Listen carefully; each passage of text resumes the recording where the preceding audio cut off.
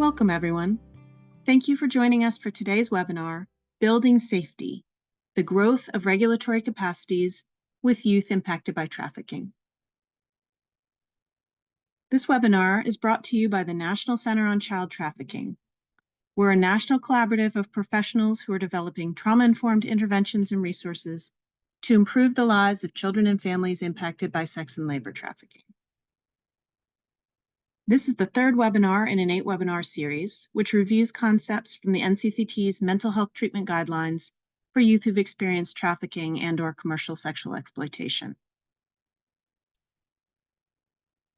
As we discussed in our last webinar, the guidelines were developed through a consensus-based process, drawing on the wisdom of individuals with lived experience and therapists in the field, and building from the current literature. We began with listening sessions with youth and adults with lived experience, reviewed the empirical literature, and conducted a national survey of mental health providers working with this population.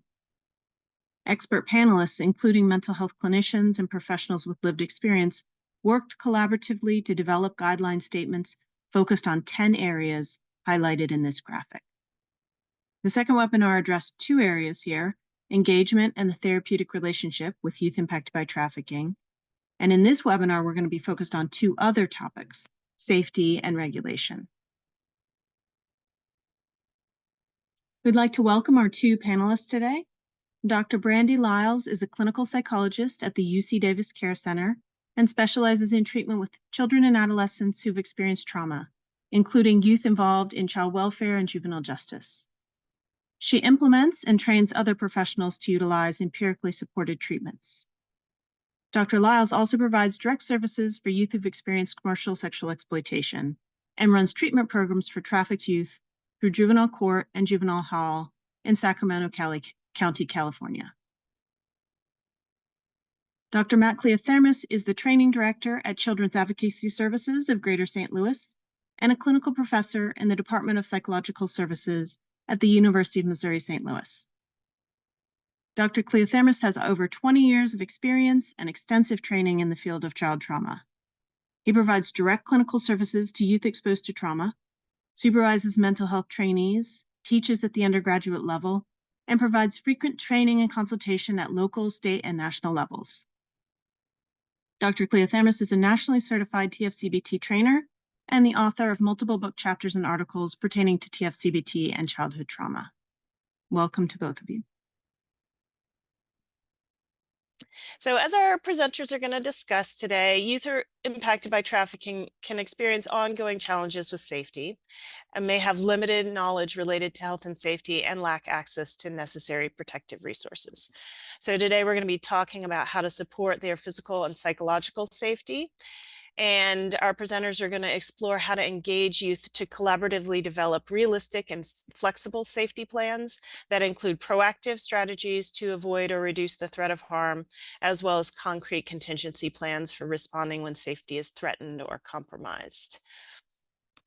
And then closely linked to safety, the guidelines also highlight the importance of developing regulatory capacity with youth who've experienced trafficking. So our presenters are going to be talking about various aspects of regulation and adapting some of those standard approaches to meet the needs of youth impacted by trafficking.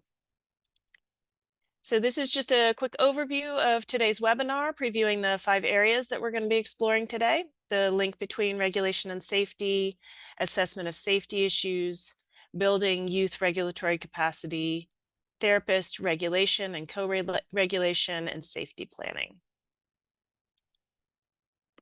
So just want to get us started off with looking at the link between regulation and safety.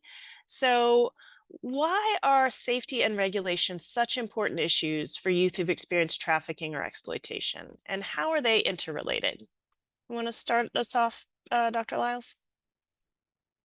Sure. We're actually going to start off with a case presentation to and Kyle is based on a combo of different cases that we've had over the course of treating sexually exploited and trafficked youth. And what I want you to do as I'm reading through some of the information about Kyle is just sort of pay attention to some of the safety issues that might be going on and where Kyle might be struggling or needs some skills related to regulatory capacities. And so Kyle's a 17-year-old transgender female. Kyle right now is residing at a youth shelter because a few weeks ago, she left her STRTP. She left care without permission. And she's sort of couch surfing with some friends and then at times staying in a system shelter. Kyle has a pretty extensive trauma history. So Kyle was removed from her bio parents at the age of 14. Kyle's parents struggled with parental substance abuse and had gotten arrested. And police actually had come to Kyle's home where Kyle was with her younger siblings, and they found the house in disarray and there was not food in the house, and all of the kids were experiencing some neglect. And so they were removed from their biological parents' home and placed into foster care, where then Kyle had some placements that did not go well, did not have the capacity to care for Kyle, and then she was placed into STRTP.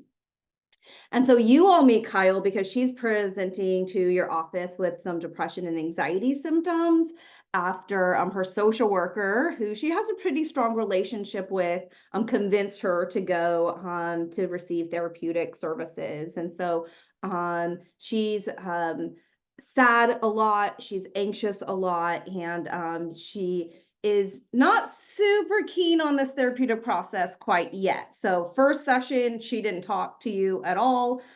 Second session, she stormed out after about 15 minutes and used some curse words to express her emotions. But by the third time, she's sitting with you, and she's lasted about 30 minutes and is answering some of your questions. Through her social worker and some of her other support people, you also have found out that Kyle was actually sexually abused by a family friend that lived in the house between ages 7 and 10. And now she's exchanging sex, anal sex with men, sex buyers. And she also has a person that she refers to as her boyfriend, who has physically assaulted her multiple times that have led to an ER visit or in one hospitalization. Kyle also has some strengths that you recognize right away. So she talks a lot about her work ethic and wanting to earn her place in the world and being willing to sort of work for that. Kyle's very creative, and obviously you start to see this resiliency that Kyle has even after, having this chronic trauma exposure. So I want you to hold on to Kyle as we're talking through today, and again, sort of think about how you might approach both the safety and the regulation skills that Kyle needs. So when we're thinking about safety issues to prioritize, I heavily rely on, I don't know if any of you are familiar with dialectical behavioral therapy, but that priority of treatment is life-threatening behaviors, therapy interfering behaviors, and then quality of life behaviors. And so obviously when you're thinking about what do you prioritize, you want to prioritize the things that's going to be the most likely to lead to severe injury, illness, or death for our clients. I often irreverently but accurately say that we can't help clients who are dead. And so where our first focus in treatment is to be able to reduce some of these life-threatening behaviors. So that might be stuff like suicidality. It might be active violent threats against the family or against the youth by their exploiter or by a sex buyer. The second reason why we want to address therapy interfering behaviors is because if you're not seeing them, you're also not necessarily helping them. So giving them, you need to be able to have them engaged with you in order to be able to learn these regulatory and safety skills. And then there's all the other things that you can address: the depression, the anxiety symptoms, the trauma-related symptoms. And so I want you to sort of hold on to that prioritization as well. Yeah, so as I mentioned, right, you want to address the high risk behavior that's going to directly threaten the physical safety first. And so this may be excessive or risky drug use. It may be dangerous sexual behavior or survival sex or commercial sexual exploitation. We're going to talk about assessment in a bit. I do want you to hold on to very specific behavioral targets that you want to think about when you're thinking about safety. Oftentimes, professionals get a lot of anxiety and pressure related to addressing all of these issues that youth present with, but we're going to hone in first on what is directly threatening their safety. This can also be a huge engagement approach. When you tell kids that, hey, I care about you regardless of what behaviors or experiences that you have, and I want to increase your safety, that is often heard and experienced by youth as someone's like, okay, they're not going to overly focus on some of these things. They're really focused on my safety, my well being. So part of that is also recognizing trauma triggers. And so we've listed a few of these trafficking specific reminders that you may want to think about when you're working with youth who've experienced exploitation or trafficking. So these are some examples of some of the environmental reminders. So thinking about exchange of cash, even things like mirrors can be triggering, hotel rooms. We were working with a family a little while ago, and this youth was also in STRTP in Southern California, and the caregiver was in Northern California. So the caregiver would fly down and pick up the youth, and the youth and the caregiver would stay in a hotel room while the visit was ongoing. And so this was obviously a huge trigger for the youth who had experienced a lot of traumatic events related to their trafficking in hotel rooms. And so, we worked with the caregiver and with the youth about how can we sort of expect some of these triggers, recognize and normalize what's going on internally for these triggers, and then make a plan if the triggers get too intense to manage. Any kind of sexual attention that can happen can also be a reminder. Matt, you want to jump in? Yeah, sure. We can go ahead and think about so with trafficking, with exploitation, many of the youth who have experienced those two things often have just a history of pretty complex trauma where they've experienced multiple traumas over long periods of time, usually starting at a very young age. And what we kind of are familiar with the impact of complex trauma is that many youth exposed to that type of trauma have a really hard time developing consistent self-regulation skills. So one of the hallmarks then of this type of trauma exposure, which we often see in sexual exploitation, is difficulties with dysregulation. And so we wanted to quickly just kind of highlight, a lot of times when people think about dysregulation, they either think about just emotional dysregulation or behavioral dysregulation. And those are both very important parts of dysregulation. But we just wanted to highlight that there are actually a pretty broad range of ways where people can experience dysregulation. Physiologically, you may have people who are, just dissociated from their like physiological senses, whereas other people who are hyper exposed, hyper aroused, hyper vigilant to that. Self-identity can go anywhere from self-loathing to grandiosity. Attention can be sort of like dazed and confused, all the way to like hyper alert, hyper focused. And then also relationally, you can see a lot of variability between people who are overly codependent, like relying on other people too much, to people who are very counter-dependent, really kind of pushing away attachment as much as they can. And something that I think is also really relevant for this population is a lot of times when we think about the youth that we're working with, we tend to focus more on sort of the right-hand side of this equation and only think about the kids that are flooded or hyper aroused. The ones on the left-hand side often may kind of go under the radar a little bit. And I think another interesting thing about this is it would be great if youth you worked with were one or the other, if they were the right-hand side or they were the left-hand side all the time. But what we frequently see is they can vacillate back and forth between, one moment being kind of numb, flat, to then being flooded, usually in response to some sort of trigger. So this just creates a lot of challenges for these youth in their day-to-day environment, and also a lot of challenges for the people working with them. I don't know if this is your experience, Matt, but oftentimes when we're working with system involved partners, they often see this vacillating as like purposeful or Yeah. intentional, or like where youth are labeled as manipulative Hmm. oftentimes. But knowing this is a very normalized thing for kids with complex Yeah. trauma to be able to vacillate between the Yeah. two. Yeah, I think a lot of times people will see that vacillation and then assume, well, they can be regulated. So that means when they're not regulated, then they're doing it intentionally.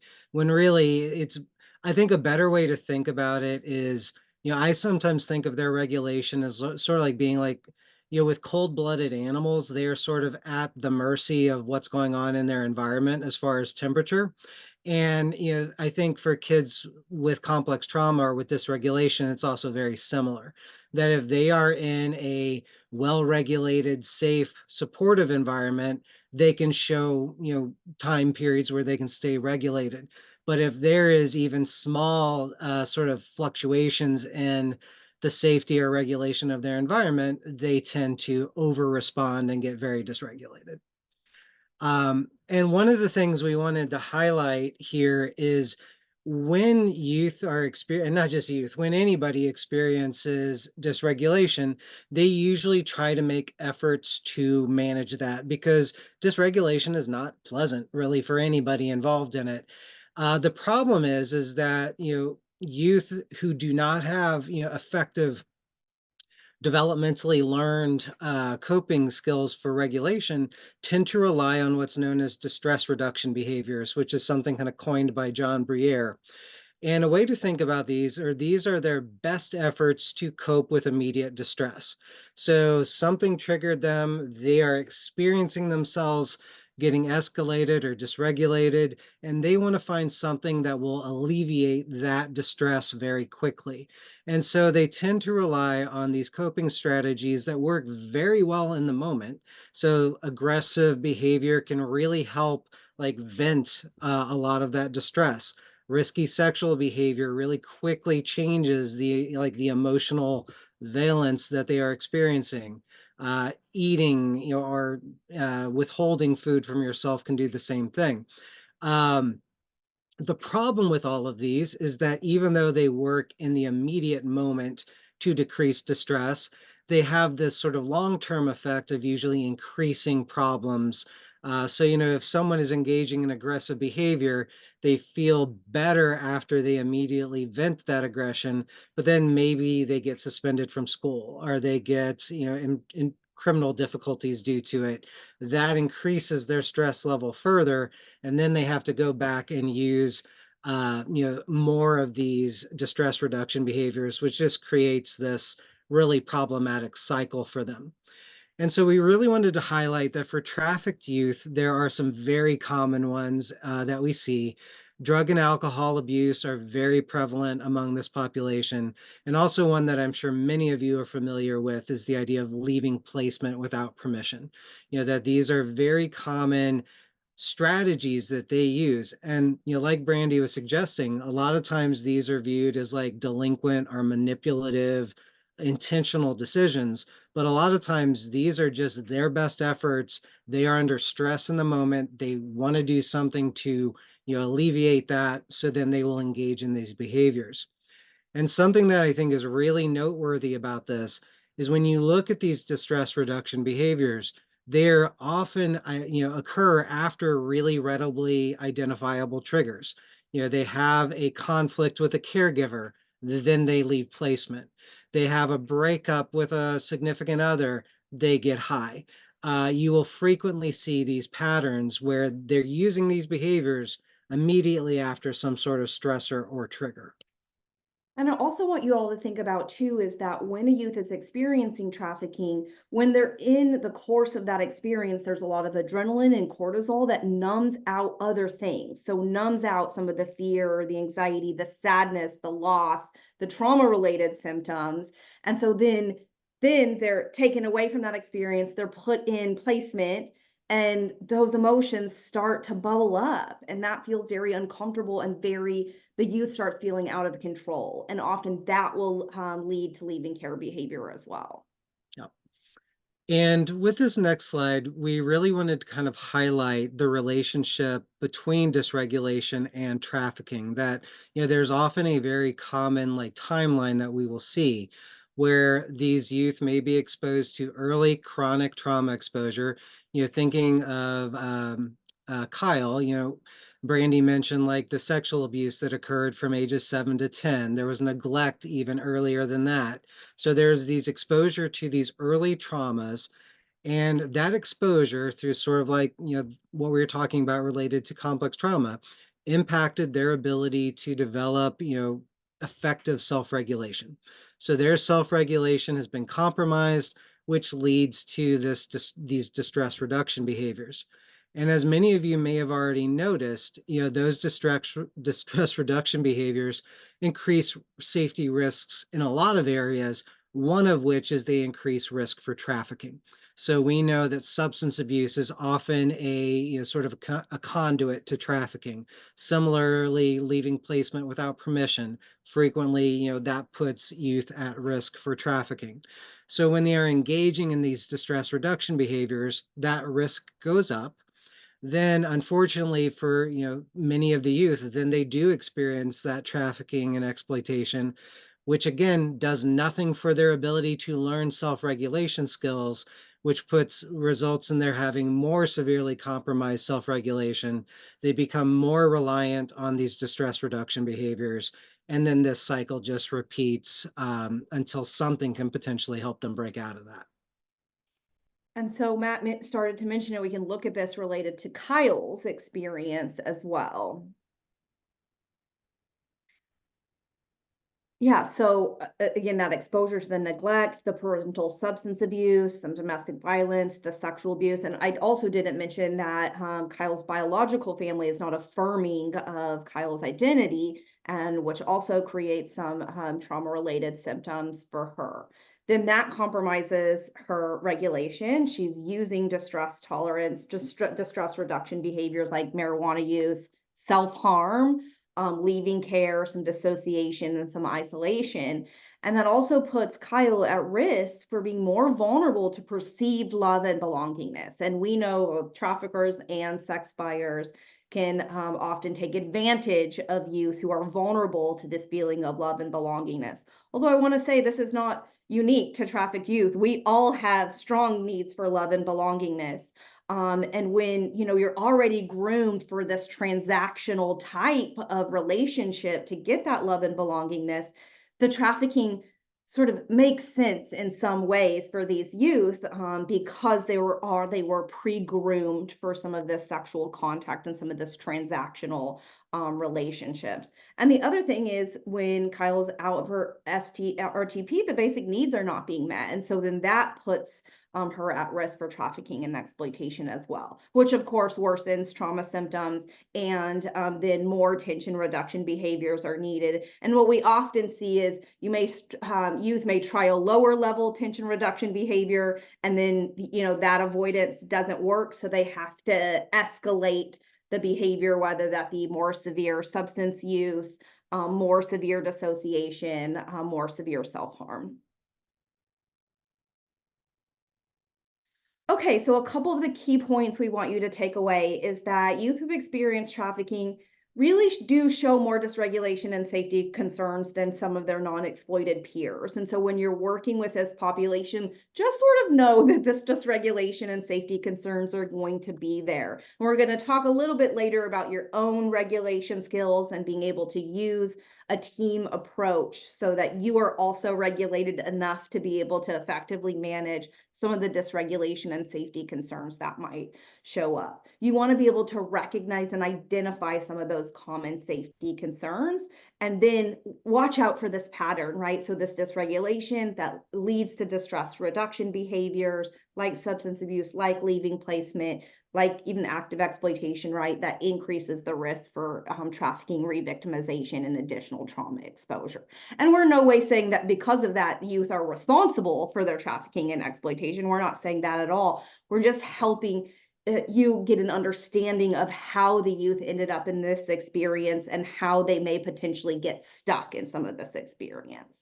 Well, and I also just think from a prevention standpoint, you really need to look in advance of the behavior that you're concerned about, in this case, exploitation. And if we want to prevent that, we usually need to start a few steps ahead. And that's really what this is really trying to highlight. Great. I think that really lays out the how closely these two are connected and how it's really important to be thinking about regulation when we're talking about safety. Let's think about assessment next. So how should we approach identification of safety issues or areas of concern? How do we think about that? So there's a couple of tools that I rely on, and I am a mental health professional. So oftentimes when I think about assessment, I think about really formal, standardized tools, which may or may not be helpful in some of these situations. Really, what I want you to think about is these conceptual ideas of how can you prioritize some of the safety and regulatory needs. And so you all have probably been exposed to this at some point, Maslow's hierarchy of needs. What's actually came from his time living and studying the Blackfoot Native American tribe. The Blackfoot tribe's pyramid was much more collective in nature, but had some of the same components that Maslow was able to publish about. And so thinking about basic needs, right? If our physiological needs are not met, that is going to be our first target. Then safety needs, our feelings of security and safety. Are we physically safe? Are we emotionally safe?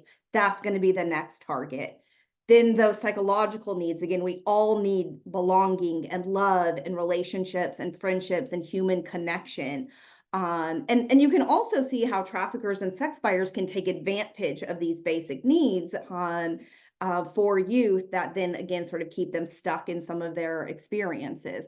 And then that's when we get to that sort of higher needs. So esteem needs, feelings of accomplishment, and some of the behavioral change that we're often looking at in therapy is really much higher up on this pyramid. And so if you're used to working with youth who have some of these basic and psychological needs met already, you'll need to shift your focus a bit, where some of the more formal trauma work or some of the behavioral change we might be looking for may not occur until some of these other needs are met. So let's again sort of take Kyle. So Kyle's physiological basic needs. So this is right: food, water, hygiene, warm and safe shelter,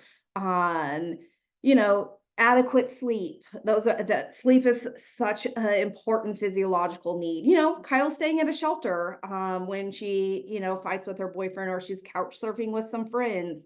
Food, hygiene, water needs are sometimes met, but they're sometimes met by the trafficker, by her boyfriend, right? And so this is something that's important, that even though the needs may be being met, we want to assess who are they being met by, so that we can then have some replacement options. So safety needs, right? Kyle did not feel safe in her STRTP. Many youth did not respect her transgender identity. There was a lot of peer conflict, which also triggered some of her exposure to the domestic violence between her parents. Kyle's physical health is there, but she hasn't been to the doctor in a while. Emotional health is pretty poor, right? Experiencing intense depressive symptoms and self-harm. And so those safety needs are something that we want to assess. And then the belongingness and love. So we started talking about that. Kyle has a few supportive people, a few close friends. She still misses her biological family.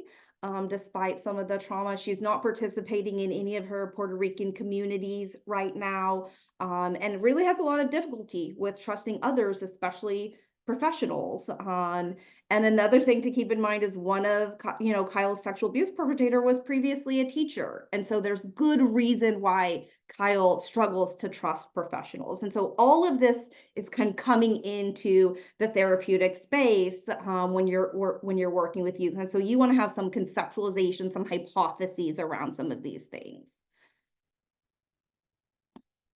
So the other tool that I like to use, this comes from the Harm Reduction Coalition, primarily focused on substance abuse, but we have also applied it to youth who are experiencing exploitation and trafficking. I want you to think about risk, set, and setting. So the risk is, what is the most concerning, riskiest issue right now? And again, I want you to think about, and this is where a lot of this work takes a lot of self-reflection. We sort of joke like, sex, drugs, and rock and roll bring up a lot of intense feelings for all of us. And so you want to be really thinking again about serious injury, illness, or death. And so those are the safety concerns you're going to want to target first. And you want to be real specific related to that. So is it, if we just say substance abuse, is that marijuana, or is that opiates that are laced with fentanyl that are going to lead to death, right? So like thinking about prioritizing the safety issues in that way. Set or mindset is, where is the current youth, where is the mindset of the youth? What are their thoughts, their moods, their expectations? That's where your treatment targets might, even though this may be a very risky behavior, they may be willing or engaged to talk about this other thing. And that might be sort of your way in. Something may have happened that they're willing to talk about, where you can sprinkle in some safety and some regulation skills because of the current mindset or what they're currently talking about. And then it's so important to think about that contextual risk too. So all of the risk and safety is not on the onus, the shoulders of the youth. What is the setting that they're in? Are there risky things happening in the environment, in the neighborhood, in the community, in the family system that we also need to target with our interventions? Okay, so along with this, we wanted to think through a little bit, like a lot of times when you are working with the systems that are around these youth, the adults, the providers, the team, the caregiver, whoever it may be, identifies what they view as the problem behavior. And so like that may be a situation where the adult is saying, this kid is lashing out at their parents and they're running away from home. And that is the specific behavior that the system or the adults around this kid particularly want to change. Now, I think something that it's important to keep in mind is that a lot of times youth have a different perspective on what the problem is in this situation. They are often much more focused on the antecedent. So if we think about this as like functional behavior analysis, and to be fair, the youth have some points in terms of like their focus on this. So for this particular situation, the antecedent might be that the parent criticizes the youth and an argument ensues. So there is this initial maybe misstep by the parent that is triggering for the youth that then leads to the problem behavior. Again, because, keeping in mind, going back to our idea of distress reduction behavior, this youth doesn't have an effective way in their toolbox to cope with this situation. So they, turn to their distress reduction behavior of lashing out and running away from home. So the antecedent is directly kind of leading to this problem behavior through the pathway of dysregulation and distress reduction. So go ahead. And so then that leads to this outcome that we are really wanting to prevent, where maybe in this particular situation, the youth has unprotected sex with a former exploiter in exchange for drugs, because now they are out on the run, they need some place to go. So they go to this former exploiter and this occurs. So we have more exploitation, we have more trauma, which is likely going to, again, like we said earlier, increase the dysregulation, increase the risk of this happening again. So this cycle just kind of repeating. And so what we really want to think about is we can interact or we can intervene from a safety perspective at all levels of this functional behavior analysis. So if we think about the antecedent, if we can help the parent and youth learn more effective communication, then the argument may never occur. And if the argument never occurs, then we don't lead to this problem behavior. Now, if the argument does happen, so we weren't able to prevent that, but the argument occurs, but the youth uses a coping skill rather than running away, then at this point, yes, the argument occurred, which is not great, but we've prevented the running away, which then means that this outcome of, going to the exploiter didn't occur. Now, sometimes even despite the best efforts of everyone, the antecedent occurs, the problem behavior occurs, and now this kid has left home without permission, is out on their own. But even that, we can intervene and try to prevent, worse outcomes. So maybe the youth runs away, but they go to a relative's home rather than to their former exploiter. So even though, that third outcome may not be our ideal, it may be the best place to start with a lot of kids if, they are having this pattern repeatedly. We may need to address that before we can then look at, okay, how can we prevent running altogether? And then how can we prevent this argument altogether? I think that's so important. And also thinking about when you're thinking about using any of these assessment or conceptualization tools, you're doing this in a curious, non-judgmental way. Let's figure this out together. Again, who is not working on some problem behaviors in their life, right? This is a lifelong journey for youth and for our caregivers and for ourselves. And so when we come from this curious, non-judgmental approach through this functional behavior analysis, we can learn a lot about our youth, right? What's going on with them emotionally, behaviorally, and we can find different targets of intervention that, and some may be more effective than others. Yeah. And so some key points from this that we really wanted to stress about assessment is that, this is a conversation that you need to have, but, you can open a conversation, rather than plop out an assessment measure like, Brandy was talking about. And it is really critical to just establish safety and regulation as a topic of conversation from day one. Like really from the moment you start working with them, you want to let them know this is something we're going to be talking about on a regular basis because that builds their comfort level with it. And it's also really important to move away from this idea of, we're trying to address your problem behavior. We really want to avoid that type of language. Instead, really focusing on this idea that, our motivation is more about safety than it is about behavior change. Like we don't, we don't really care about your bad behavior. We want you to be safe. That's what our priority is. And you can also use language around like, I want to make sure that we're meeting your unmet needs, like Maslow's hierarchy would suggest. And this idea that we are going to intervene with the antecedents rather than like this focus on the problem behavior. And so that is a really also leading to this last bullet point of how to work with discrepancies between youth concerns versus caregiver concerns is the functional behavioral analysis can really be a helpful way to allow both parties to kind of understand what's happening in this sequence of events. So it really kind of validates, yes, your caregiver does have a point that when you blow up and run away, that increases risk. But then I can also go to the caregiver and say, the kid also has a point that, when you're being dismissive or, overly invalidating towards this kid, that leads to this pattern just as much as the kid running away. So helping them to see both sides of that equation can be really important. Yeah, I love the sort of frame around just assessment as being a part of intervention. Mm-hmm. And there's a lot of relationship building around this, and doing the assessment in a collaborative kind of way is sort of a first step here in thinking about addressing safety. And then, so we talked about at the beginning the need to address regulation when we're considering safety with youth impacted by trafficking. So what tips do you have for introducing and teaching regulation skills to youth who've experienced trafficking? And then kind of in that, if you can also just sort of talk about how do you know if a regulation skill is helpful or not? Yeah, no, that's a great question.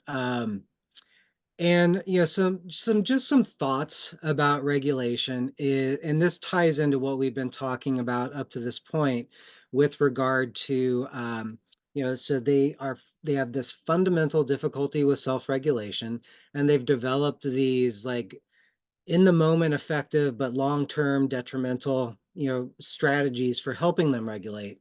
So some things to think about is that when you think about all those domains of dysregulation that we talked about, you know, frequently, and almost thinking about this from a Maslow's hierarchy of needs as well, the upper level type of regulation that we sometimes talk about in therapy is probably not the best place to start.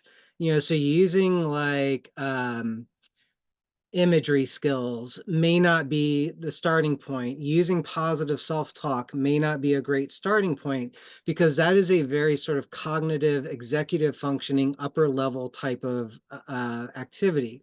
So we may need to start more body-based, more like limbic system, if you will, where it's more maybe focused on movement, focused on sensation, things around those natures that will be, more regulating. And I love incorporating, Brandy mentioned DBT earlier. I really love incorporating some of like the distress tolerance skills related to DBT in this area, because grounding can be very helpful to help them focus on like those physiological reactions that they're experiencing, help them be more in better connection with what's going on internally. There are times where you know uh, distraction can be a really helpful coping strategy. Yes, we don't want them to use it 100% of the time, but distraction is something that these youth are often very good at. And we can find ways to use it effectively to get them through difficult moments rather than having to rely on running away or whatever the distress reduction, behavior might be. Do I want my, teenage clients playing video games 24/7?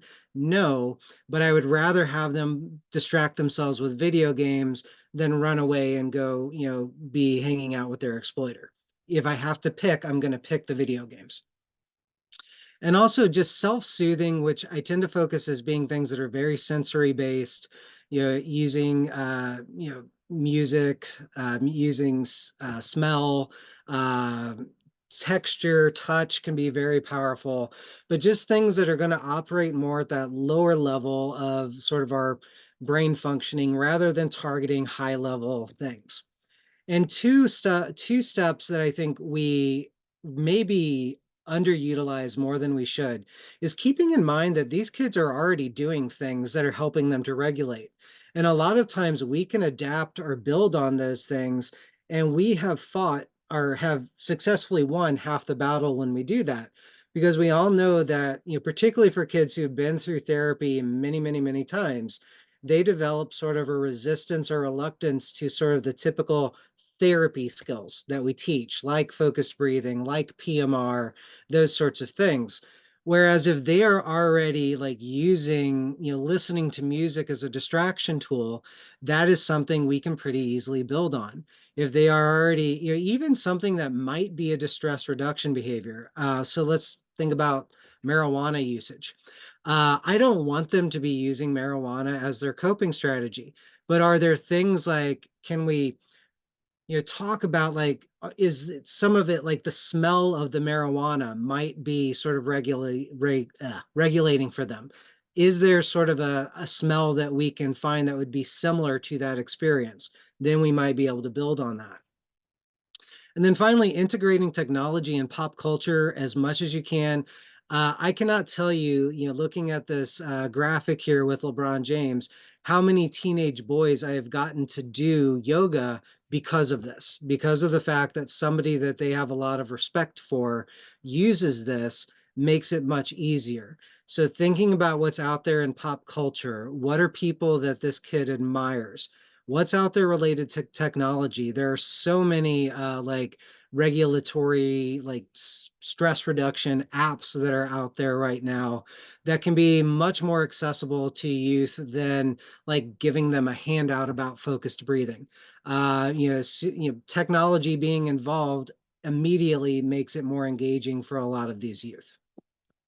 I Oh, had literally Brandy. used Yeah. that intervention, Matt, related to mindfulness of smoking marijuana. And we're going to Yeah. talk a little bit about this when we get to harm reduction, but this doesn't always give you the warm, fuzzy feeling as a therapist, as a No. professional, right?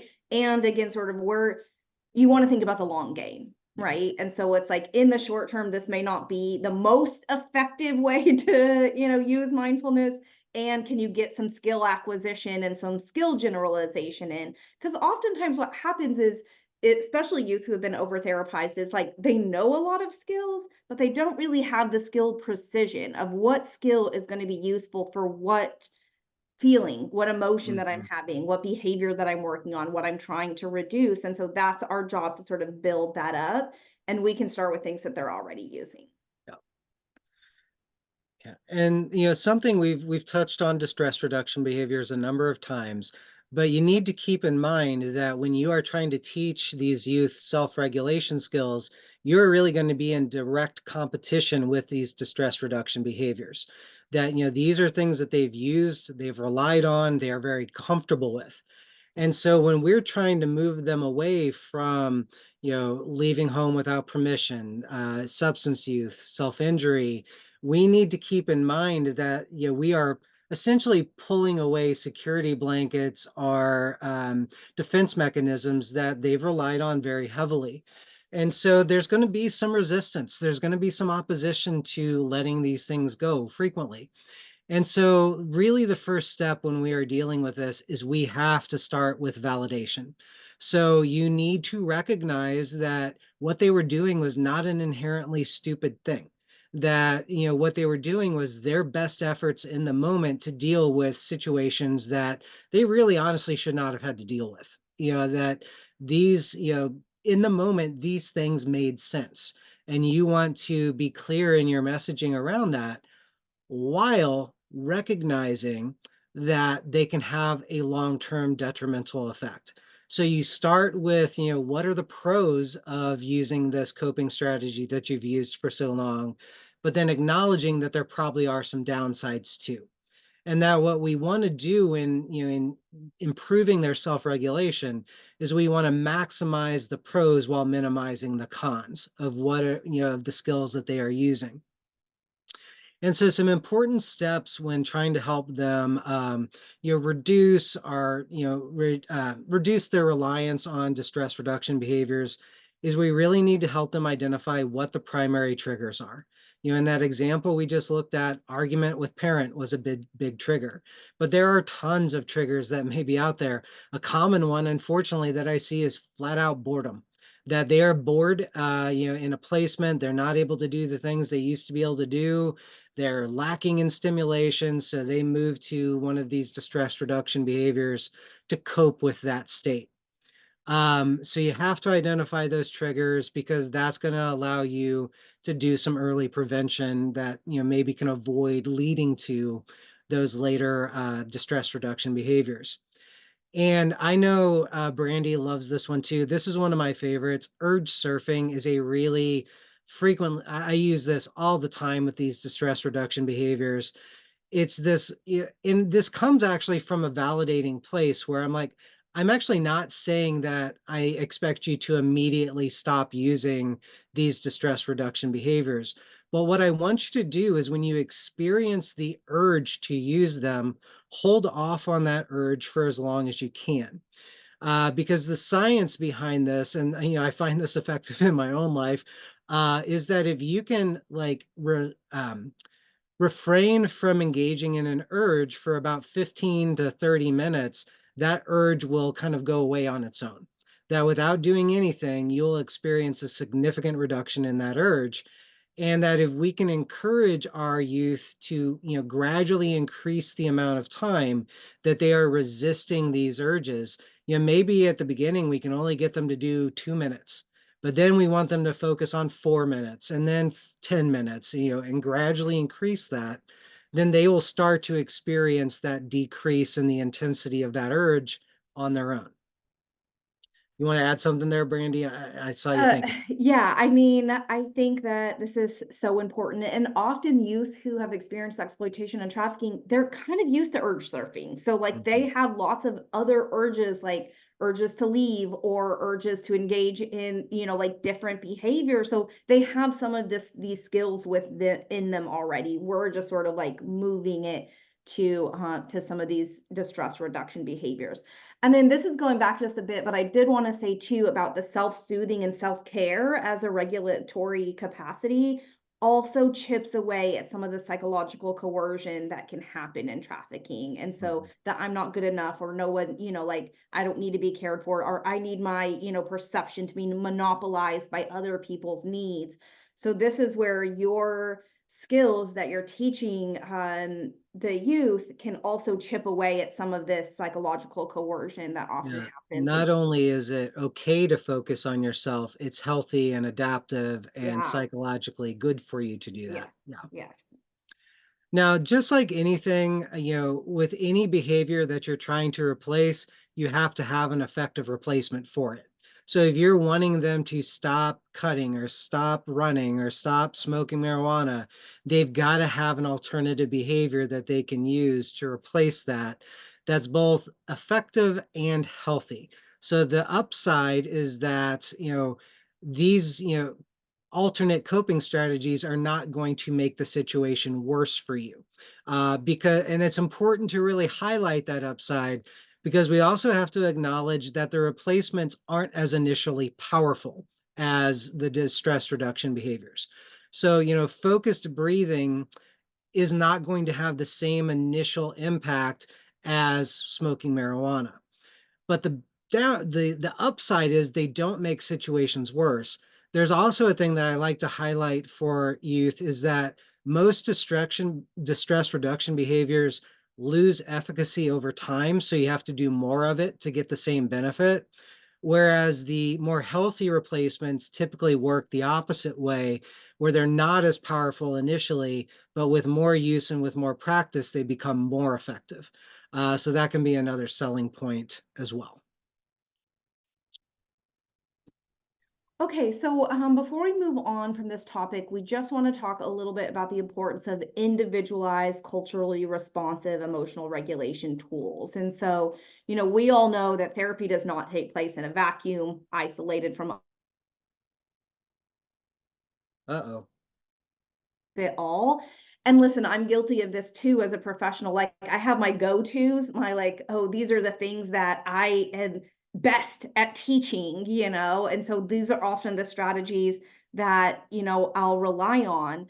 But we really need to take in, being mindful of the client's social identities, what makes them unique, what are their culturally accepted ways of coping, what is emotional expression in their family, what's important to them from a value perspective. And I think with values specifically, again, when we're thinking about chipping away at psychological coercion, you may want to do some values work early on if you have enough engagement with your youth, because that value work can also then help you be like, again, that precision medicine related to choosing the regulatory skills that are going to be most aligned with their values. So like, let's take Rob, for instance. So Rob is a Latino, Asian, American gay male. His family values more non-Western culture views of problems and mental health. And also because of his cultural upbringing, Rob is not always externally dysregulated.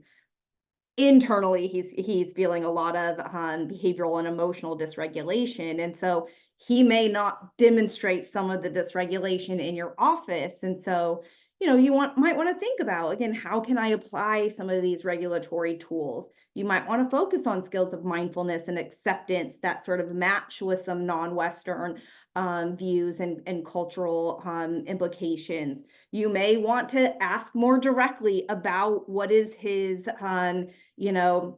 what is his dysregulation rating scale internally if he's not always externally dysregulated. And then let's take Shayla, right? So she's a Black heterosexual female. She's living in a foster home with a white family. and she becomes behaviorally dysregulated. Oftentimes her foster parents will, experience the threat of violence and then threaten to call the cops because they worry about her being violent. Also, calling the cops is on your leaving care safety plan. And so when you're thinking about individualized culturally responsive tools, you may want to have a direct conversation with Shayla, with her foster parents, and also do some self-reflection related to, do you have conversations about police brutality against Black youth and Black people, and validate the fear and anxiety of police becoming involved and trying to find a better way to help keep Shayla safe. Okay, now let's take Kara. So Kara identifies as a white, bisexual, cisgender female. She grew up in a rural community and she was trafficked online. She, like Kyle, she had early exposure to parental substance abuse, and one of her distress reduction skills is to use meth to tolerate her extreme emotions. When you're teaching these regulation tools and telling her sort of, like, can you reduce some of your substance use, she has this strong attachment to her family and betrayal of her family and feeling like I'm better than them if I'm going to use all of these therapy skills instead of what my family and what my neighborhood has used to be able to cope with distress. And so that's going to be important to explore and discuss and talk about, that she's not betraying her family using some of these different skills. And then lastly, let's take Lacey. Lacey is a Guatemalan heterosexual cisgender female. She also uses a wheelchair due to being paralyzed from a car accident when she was younger. She experiences high interpersonal dysregulation, and she's also reliant on others for her basic care. So you can see how this is going to be an individualized approach. You may want to focus on regulation skills that she can do herself with her abilities, so that she doesn't have to rely on others all of the time. And you may have to adapt some of the physical or somatic exercises to align with some of her abilities as well. And so these are just some examples, but just holding on to the fact that each client, each youth that you're working with, each family is going to have, identities and culture that you can integrate into your emotional regulation tools. And so I'm going to move to this a bit quickly, since we're running out of time with you all, but you want to consider all regulation. So regulation more broadly than just behavioral or emotional regulation, dysregulation. You're going to validate any distress reduction behaviors as survival coping that was necessary in the moment for that youth. And then you want to adapt these tools to meet the needs of the youth that is sitting across from you in your professional space. I love all of these just kind of different examples on how to be creative and how to really individualize some of these tools. So obviously, therapist regulation is foundational for supporting the regulation and safety of youth impacted by trafficking. So how might safety concerns facing youth who've experienced trafficking affect the therapist, and how can this influence the therapy? What recommendations do you have for therapists to support their own regulation in this work? I don't know if you feel this way, Matt, but I feel like this could be its own 90-minute webinar of just thinking about how much reflection and regulation it takes on our part in order to effectively, serve these youth. Yeah, absolutely. And it's just making me think back to the conversation we had with a bunch of people yesterday about just being able to deal with secondary traumatic stress in this line of work, and why there are so many almost like extra challenges related to it for therapist regulation. So I think Kate is going to help us out here. We actually want you to answer a question to get this discussion started. So the question is, in a moment of crisis, right, in a moment of client dysregulation, what thoughts do you have? So I want you to pay attention to your own cognitions. What thoughts do you have about the work that you do, about yourself, about the youth across from you? And you can just click on this link here, and we'll be able to see some of your responses. So just And I'm going to be honest, the first two words in my mind are typically, oh shit, is typically the first two words in my mind. And so there's a QR code right up here in the corner of your screen. So if you want to use your phone, you can take a picture or use your camera to get the link, and I don't know if Katie's put it in the chat as well. Yes, she So you did. can go in and just share a couple of those thoughts.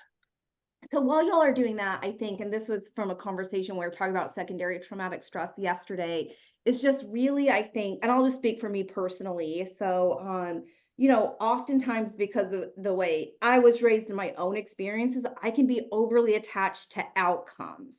And when you're working with these youth and you want them to stay in placement, or you want them to stop using opiates, and you're totally attached to that outcome, that can sometimes be a barrier in really building the regulatory capacities that these youth need. Can I Well, we're do getting a this? lot of good ones. Yeah, fear, stay calm. Oh, yes. I'm pretty sure the, oh shit, this kid really needs a therapist. Oh yeah, that's me. Yeah, Yep, yeah, yeah. had that one. Oh, this one's interesting. What did I do? Right. So, like, this happens often too, where we start to internalize what's happening in the therapeutic space.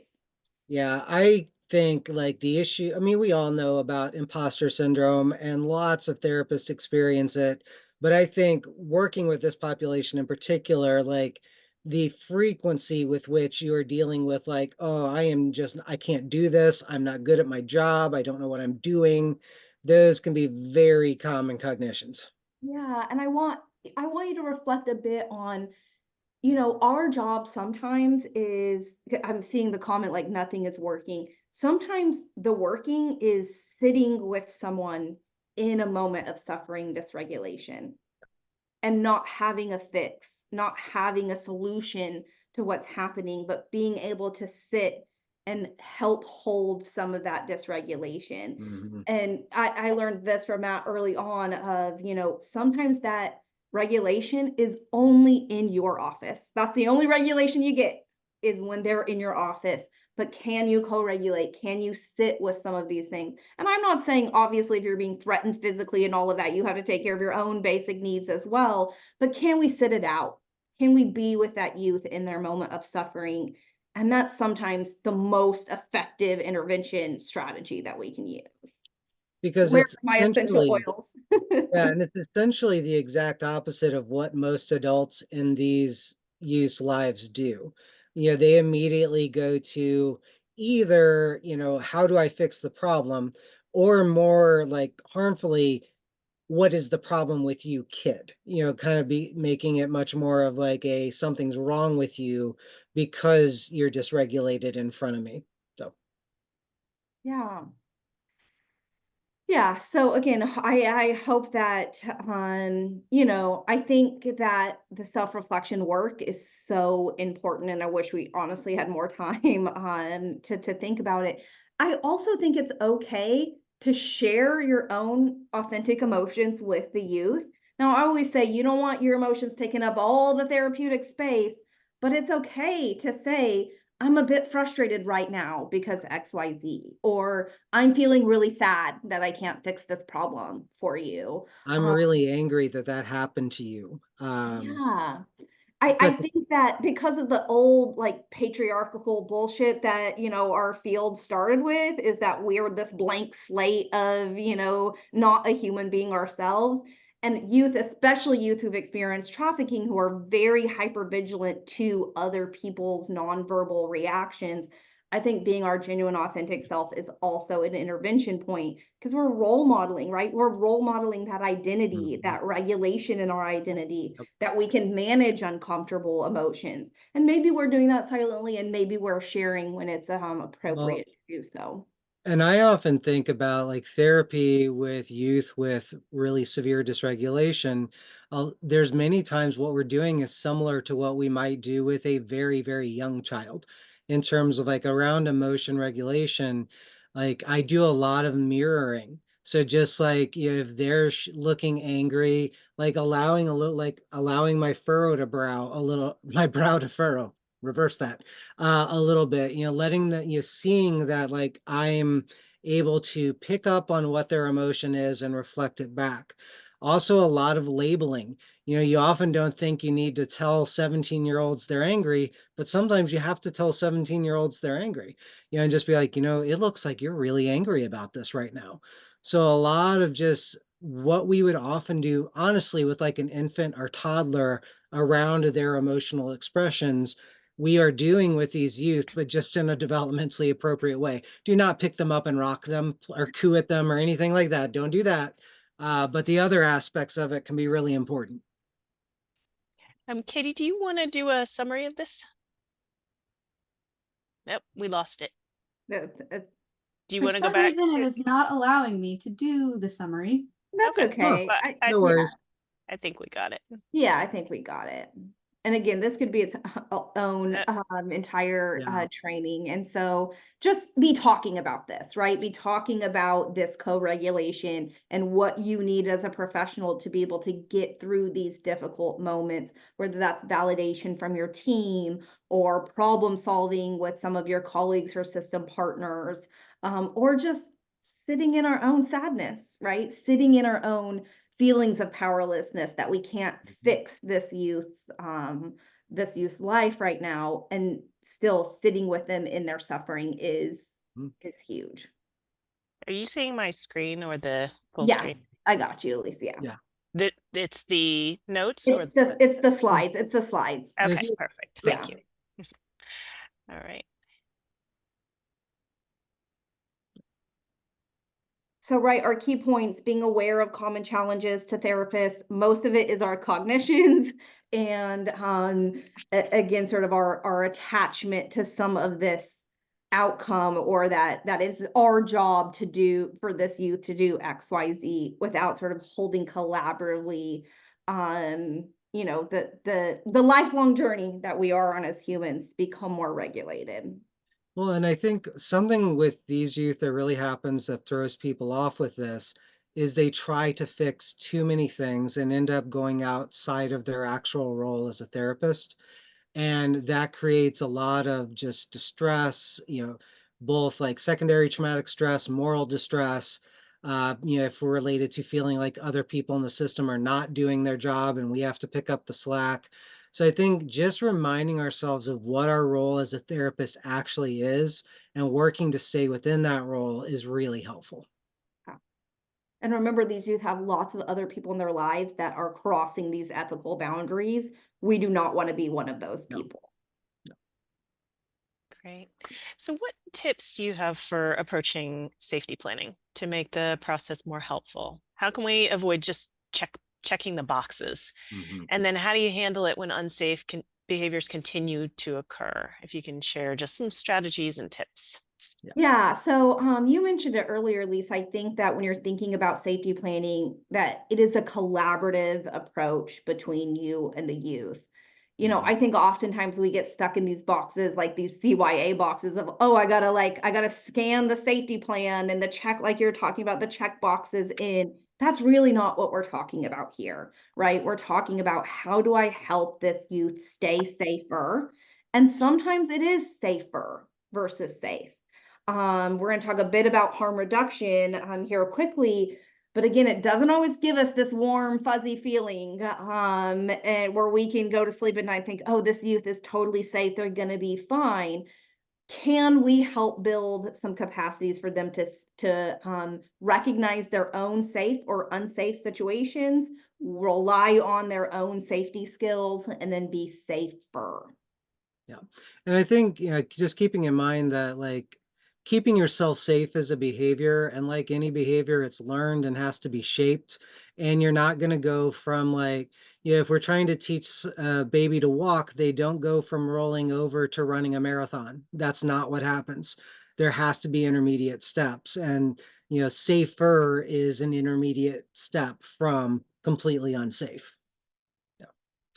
So we just wanted to highlight that there are some like steps or processes that you can think about regarding enhancing safety.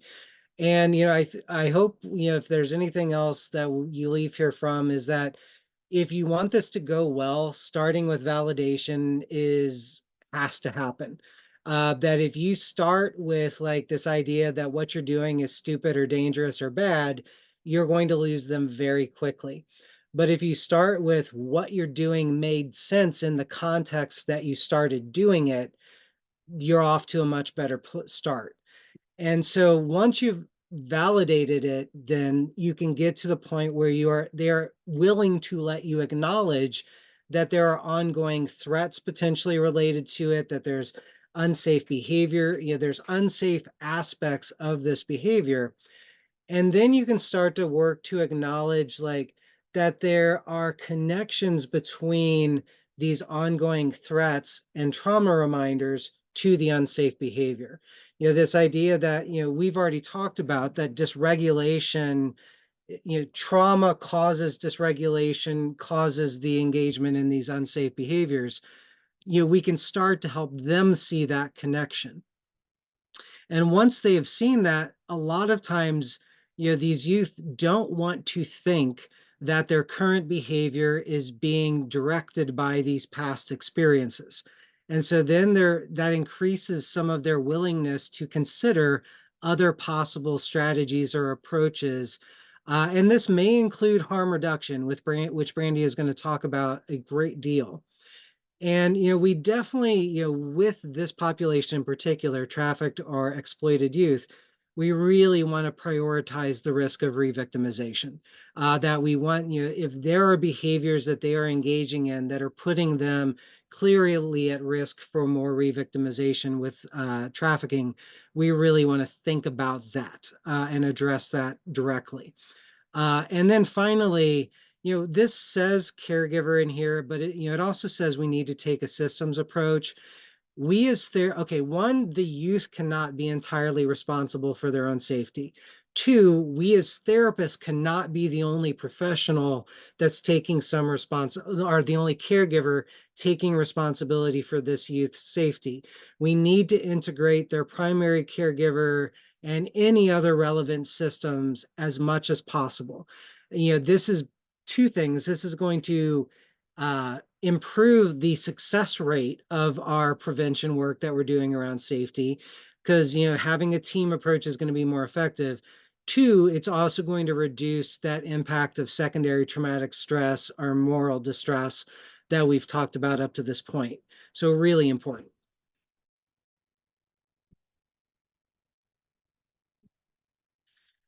So we wanted to highlight that there's kind of two ways to think about safety, and I'm sure you all are familiar with this, that we can think about in physical safety, and this is sort of like the lower levels of Maslow's hierarchy of need. Possibly you could think about it that way as well. That frequently these youth are in actively unsafe situations. Like they are in a home where domestic violence is occurring. They are being bullied at school, really severely. They're getting threats from their exploiter or from other people. They're actively experiencing assault, maybe because they're living in a community with a lot of violence in it. So in those situations, this is going to feel a lot like sort of the typical safety planning that we are all familiar with in terms of how do we remove them from these unsafe situations? How do we teach them to respond to potential threats and situations? So these are sort of like your traditional safety plans. But we also want to highlight that emotional safety is also critical for these youth. That yes, they are often in situations that are physically unsafe, but they are also in situations that maybe aren't physically dangerous, but cause them to feel emotionally unsafe, and then they engage in an unsafe behavior. So, like that argument with the parent that we talked about earlier may not be physically unsafe. Like this is not a parent that escalates to physical abuse, but it causes the youth to feel emotionally unsafe. And then they subsequently engage in one of their distress reduction behaviors to make themselves feel more regulated, more safe. And so in these situations, it goes beyond sort of our traditional safety planning, because we don't necessarily have like a clear, direct, unsafe situation. But we may need to look at strategies to reduce the occurrence of the risky situation. What can we do to reduce arguments between child and caregiver? Enhance the coping with situations when they do occur. So this is the functional behavior analysis steps we talked about earlier, which may culminate in having to look at some harm reduction strategies if they are engaging in these behaviors. So let's do your crash course on harm reduction, which could also be its own webinar, own topic. I do want to just do a brief plug on my colleagues at UC Davis and I are working through the California Department of Social Services on getting some content out on harm reduction related to youth who are experiencing trafficking and exploitation. So there is more coming if you're interested in this. Brandy, it probably also makes sense to just mention at this point that we'll also be doing in about a week and a half a clinical discussion group that's some applications of this content. Thank you, Elise. Yes, stay tuned for that. Yes, please attend that space as well, especially if you have some case questions, some clinical consult questions around harm reduction. So why use it? Because these youth are at risk. And so they're at risk for violence, they're at risk for unwanted or early pregnancies, sexually transmitted infections. We know that this population engages in leaving care behavior as survival strategies, substance use, abuse, dependence, and also this idea of psychological coercion and core identity disturbance, right? That often keeps youth stuck in the experience. You all who are doing this work know that you can't just like, oh, just leave, and then they leave the risky situations or experiences of trafficking. And so now we're working on helping them stay safer, regardless of what they're experiencing in the moment. So when you're thinking about harm reduction, I want you to think about the stoplight analogy here. So our goal might be to stop all of the risky behavior. Uh-oh, I think I'm frozen. No, I'm good? Okay. Elise, you're on mute. I'm sorry, am I behind you on the slides? Yeah, will you go one more? Yeah. Everyone froze for me for 1 second, but you're back. So I want you to think about this stoplight analogy where abstinence, right, or complete stopping the risky behavior, rather that be active exploitation or substance misuse or leaving care, that might be our long-term goal. You can go ahead and click through, Elise. However, oftentimes when youth come to us, they're green light, right? So they are fully engaging in the risky behavior. There's not a lot of conscious awareness or, cognitions about what might these consequences be. Sometimes there are, but sometimes they're like full force ahead. And so harm reduction is really the yellow light, or it's the speed bump. It's helping you slow down to be able to be aware and think about some of the potential consequences. And again, this is all in the context of we know that traffickers and sex buyers can be very powerful for youth who are experiencing exploitation and trafficking. So it is only when it is safe to do so to use some of these strategies. So, again, we're holding on to the harm reduction philosophy, the spirit of harm reduction, that harm reduction is congruent with our overall goals. Harm reduction doesn't condone or condemn behavior. It lives in reality. It lives in a realistic space of this is what is happening right now, and we are going to meet youth where they are related to that, while still holding these overall goals. We know how traumatizing trafficking and exploitation and some of the consequences of some of these risk behaviors are. So we're holding that longer term goal, but we're meeting youth where they are right now. We know that risk and harm reduction exists on a continuum, right? And we're going to make decisions related to what harm reduction approaches we have based on that continuum. Also, we overpathologize risk and risky behavior, especially in youth, and especially in youth who are experiencing trafficking and exploitation. It is risky being a human being, right? We walk out of our houses in the morning and there is inherent risk in doing that. And so normalizing and validating some of that risk experience is also important, while also holding this, this knowledge of harm and trauma symptoms that often come from this experience. We've already talked about it a bit, but contextual risk, right? So it is not on the youth to be the only one that is working on safety or working on harm reduction. We need to think about harm reductions in our systems, in family dynamics, in neighborhoods and communities, and then obviously on the demand side of sexual exploitation and trafficking as well. And then probably I think one of the most important philosophy points is that humans make healthier choices in the context of compassionate non-judgmental relationships. And so all of the engagement stuff we've been talking about, the collaboration we've been talking about, is important with harm reduction as well. So through our work and our experience, there's really 5 common risk behaviors. These are obviously not all the gamut of risk behaviors that youth who are trafficked experience, but these are kind of the 5 common ones that come up.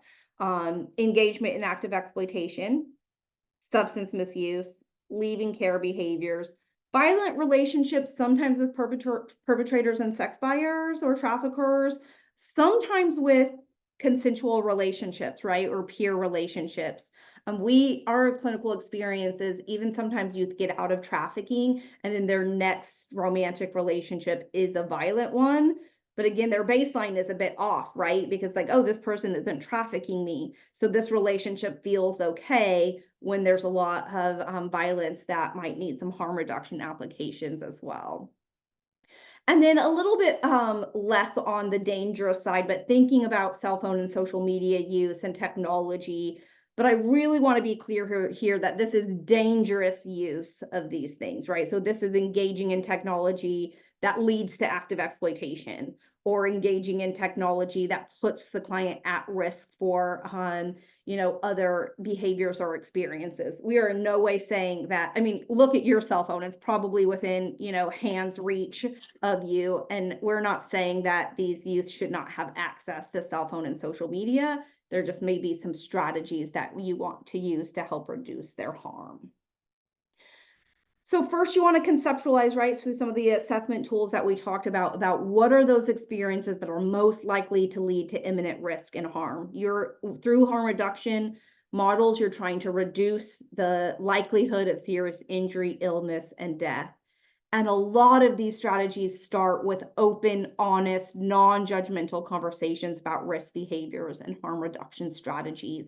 And I also see this as an engagement tool, because again, if I can say, I care about you as a human being, regardless of whether you're involved in active exploitation or, abusing fentanyl or leaving care every day, I care about you, and I care about giving you some tools to be able to stay safe and stay alive, for us to continue to do our work. And harm reduction is about increasing autonomy and agency through mutual respect, right? And that collaboration, tapping into the youth's knowledge and skills. And then your job is to fill in the gaps that you may observe related to their safety.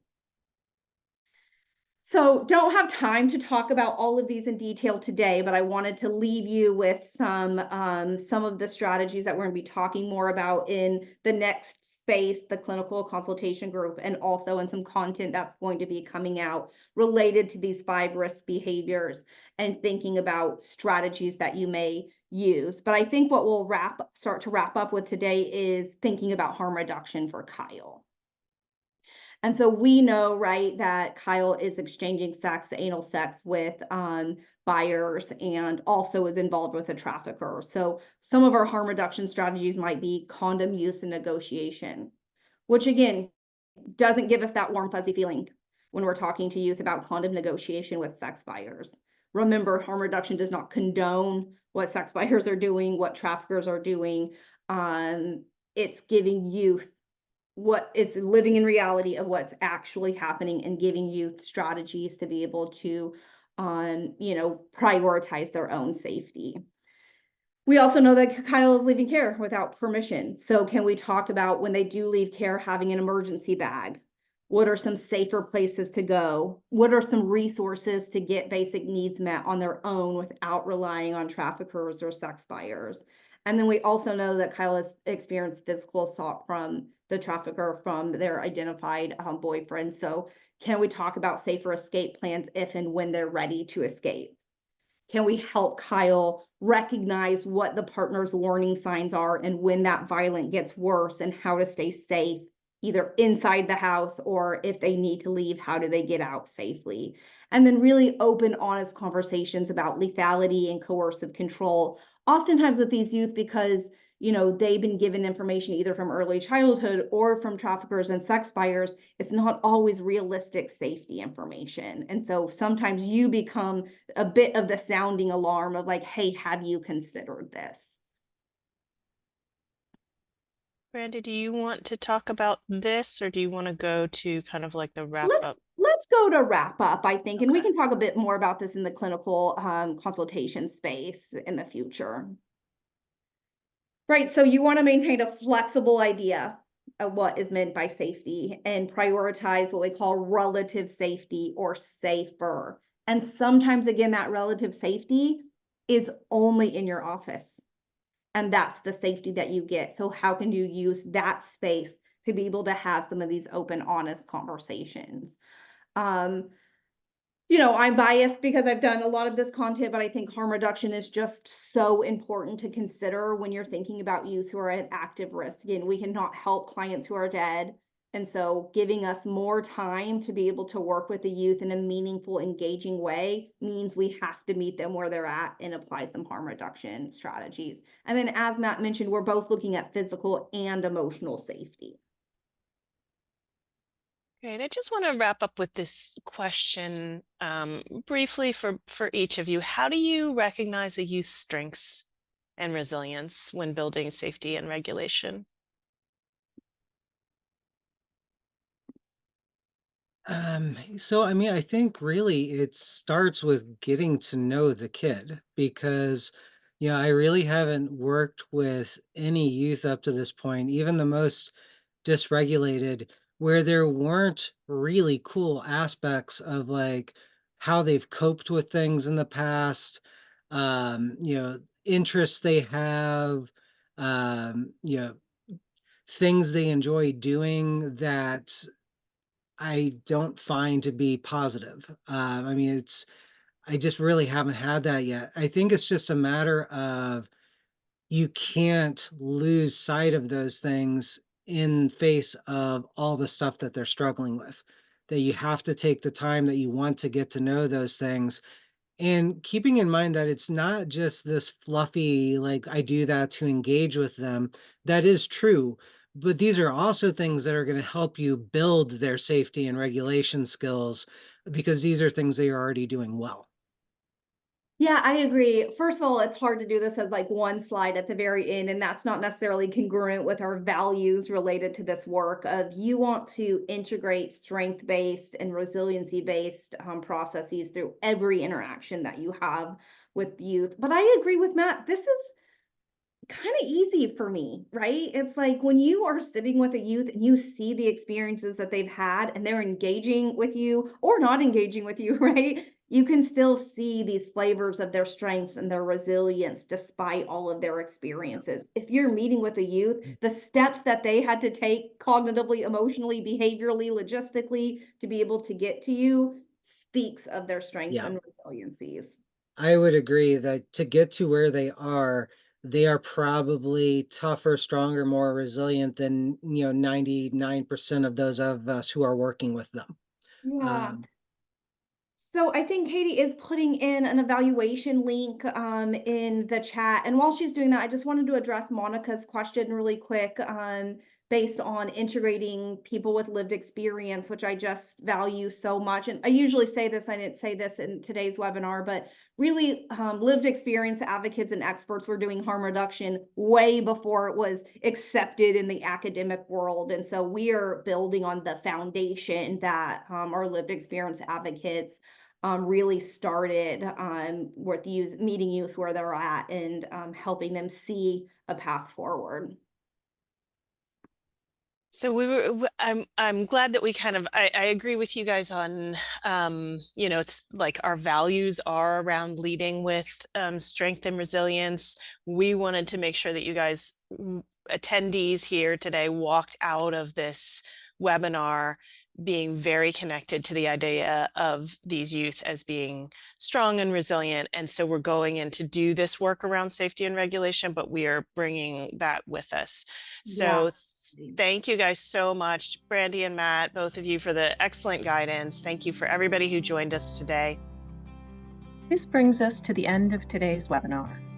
We'd like to thank our presenters for sharing their experience and insights, as well as all of our lived experience and mental health expert panelists who collaborated to develop the guidelines.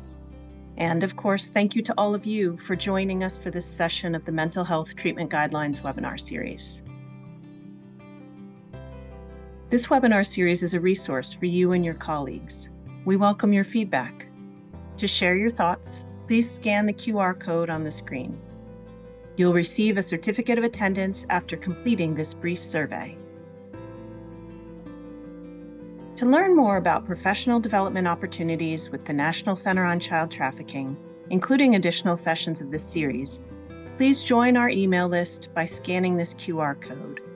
We look forward to continuing this work together, sharing resources, and expanding trauma-informed services for youth and families impacted by trafficking. Have a wonderful day.